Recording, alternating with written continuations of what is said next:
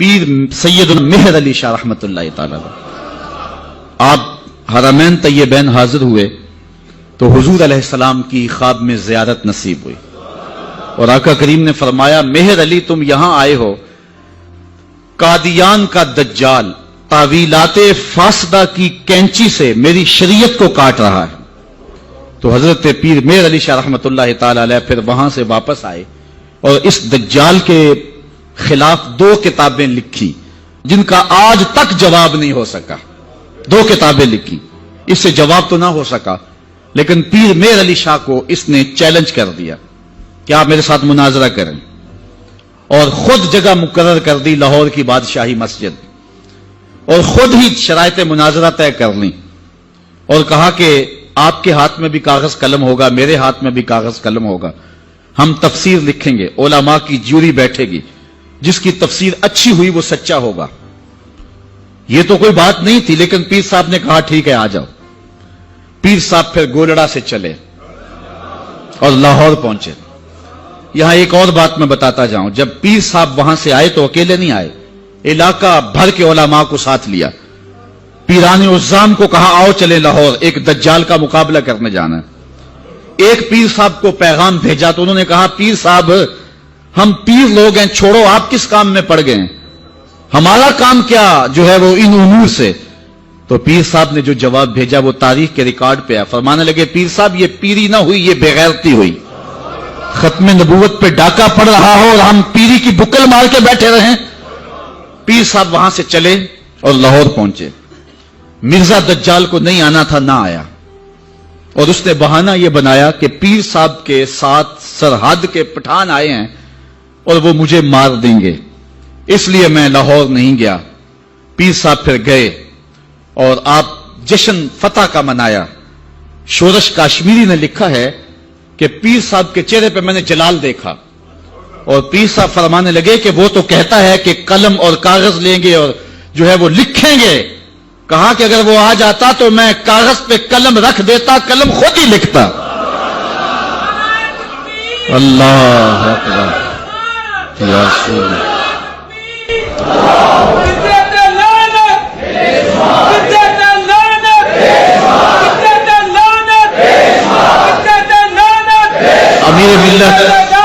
امیر ملت پیر سید جماعت علی شاہ رحمۃ اللہ تعالی علیہ، آپ نے فرمایا ان قریب ذلیل ہو کے مرے گا۔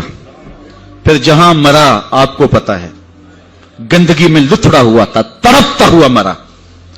اعلی حضرت شیر ربانی میاں شیر محمد شرک پوری فرماتے ہیں میں نے دیکھا ہے، چونکہ صاحب کشف بزرگ تھے، کہ قبر میں بھی بھولے کتے کی طرح بھونک رہا ہے اور اس کے منہ سے جھاگ نکل رہی ہے۔ ذلیل و رسوا ہے قبر میں بھی، جب تک رہا ذلیل و رسوا رہا۔ اللہ تعالیٰ جل شانہ علماء کو طاقت دی، انہوں نے ناطقہ بند کر کے رکھ دیا۔ پھر جب پاکستان بنا تو سب سے زیادہ جن لوگوں نے مخالفت کی پاکستان کی وہ مرزائی تھے۔ پاکستان کے حق میں انہوں نے ووٹ نہیں دیا۔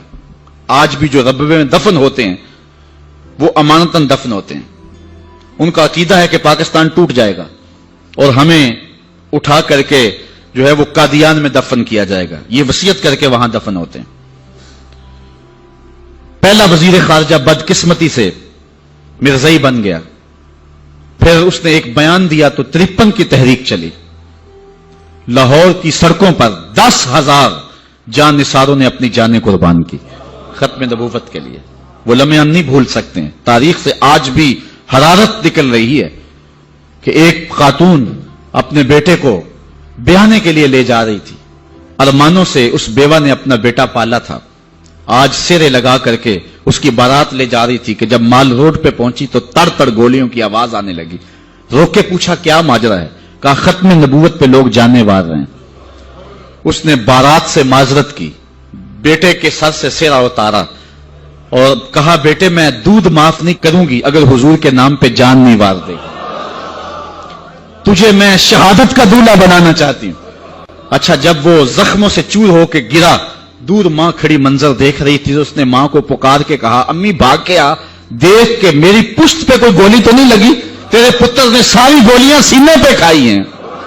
اور وہ گھڑیاں بھی ہم نہیں بھول سکتے جب نواب آف کالا باغ اس تحریک کو دبانے کے لیے کوشش کر رہا تھا، وقت کا گورنر وزیر خان کی تاریخی مسجد میں علامہ نیازی للکار رہے تھے، او نواب آف کالا باغ، تیری لمبی لمبی مونچھوں سے بغاوت ہو سکتی ہے، محمد عربی کی کالی کالی زلفوں سے بغاوت نہیں ہو سکتی ہے۔ پھر ایک ڈی ایس پی کے قتل پر علامہ نیازی ماخوذ ہوئے، جیل میں چلے گئے، سزائے موت ہو گئی۔ پیرزادہ اقبال احمد فاروقی نے لکھا ہے کہ ہم نوعمر تھے، علامہ نیازی سے ملنے گئے تو جس شخص کو سزائے موت ہوئی ہے اور حضور کے نام پہ ہوئی ہے، جب اچانک اس کے چہرے کو دیکھا تو ہمارے اوپر ایک وحشت طاری ہوگی، دہشت طاری ہوگی، ہم رونے لگے۔ نیازی صاحب نے جو قمیض پہنی تھی وہ جیلیوں والا لباس، چونکہ قادآور تھے تو پیٹ ننگا ہو رہا تھا، تو نیازی صاحب ہمارے قریب آئے تو ہمارے سر پہ شفقت کا ہاتھ رکھا اور ہمیں تسلی دینے لگے۔ اللہ ہوتا یہ ہے کہ جب کوئی جیل میں پہنچ جائے اور اسے سزا موت ہو جائے تو اس کا خون گھٹ جاتا ہے، لیکن تاریخ کا ریکارڈ ہے کہ علامہ نیازی کا خون بڑھ گیا تھا۔ جس دھج سے کوئی مقتل میں گیا وہ شان سلامت رہتی ہے، اس جان کی کچھ پرواہ ہی نہیں، یہ جان تو آنی جانی ہے۔ تو جب کہتے ہیں ہم لرز گئے تو نیازی صاحب نے ہمارے سر پہ ہاتھ رکھ کے مسکرا کے کہا، او بیٹو ان کا لباس مجھے پورا نہیں آتا، پھانسی کا پھندا کیسے پورا آئے گا؟ اور پھر زمانے نے دیکھا کہ باعزت اور باوقار علامہ نیازی جو ہیں وہ باہر تشریف لائے، سلسلہ چلتا رہا۔ جب بھٹو کا دور آیا 74 کے اندر نشتر کالج کے کچھ طلبہ مری جا رہے تھے، ربوے سے گزرے تو مرزائی غنڈوں نے ان کو جو ہے وہ سب و شتم کیا اور ذوب و زود کیا، ان کو مارا زخمی کر دیا۔ تو تحریک پھر دوسری بار جو ہے وہ مرزائیت کے خلاف اٹھ کھڑی ہوئی، جو کراچی سے خیبر تک پورے بانکپن کے ساتھ چلی۔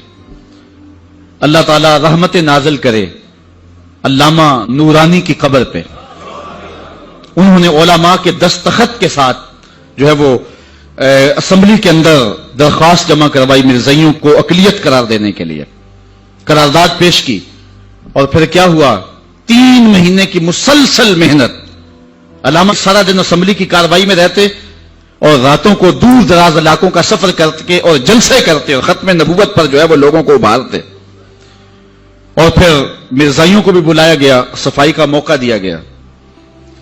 پھر ایک وقت آ گیا کہ حکومت مجبور ہو گئی۔ مسٹر بھٹو علامہ نورانی سے کہنے لگے، نورانی صاحب یہ تو مدارس کے دارالافتاء کا مسئلہ ہے جو آپ اسمبلی میں لے آئے، یہ تو علماء کا کام ہے کہ کون کافر ہے اور کون مومن ہے، تو آپ اس کو اسمبلی کے فلور پہ لے آئے ہیں تو اس کو مدارس میں حل کرنا چاہیے تھا۔ تو حضرت علامہ نورانی نے جو جواب دیا وہ بڑا خوبصورت تھا، فرمانے لگے، بھٹو صاحب مجھے ایک بات بتا دیں، آپ منتخب وزیر اعظم ہیں، اگر آپ کے مقابلے میں کوئی کرسی بچھا کے بیٹھ جائے تو آپ اس کے بارے میں کیا رائے رکھتے ہیں؟ تو بھٹو کہنے لگا، یا وہ باغی ہے یا وہ پاگل ہے۔ تو کہا، بھٹو صاحب وزارت کی کرسی چھوٹی ہے، ختم نبوت کی کرسی بڑی ہے، اب جو کہتا ہے میں نبی ہوں ماننا پڑے گا، یا پاگل ہے یا باغی ہے۔ پھر وہ وقت آیا، 7 ستمبر کی شام تھی کہ اسمبلی کے فلور پر جدھر دیکھتے تھے نعرہ رسالت اور نعرہ توحید اور ختم نبوت زندہ باد کے نعرے ہی گونج رہے تھے۔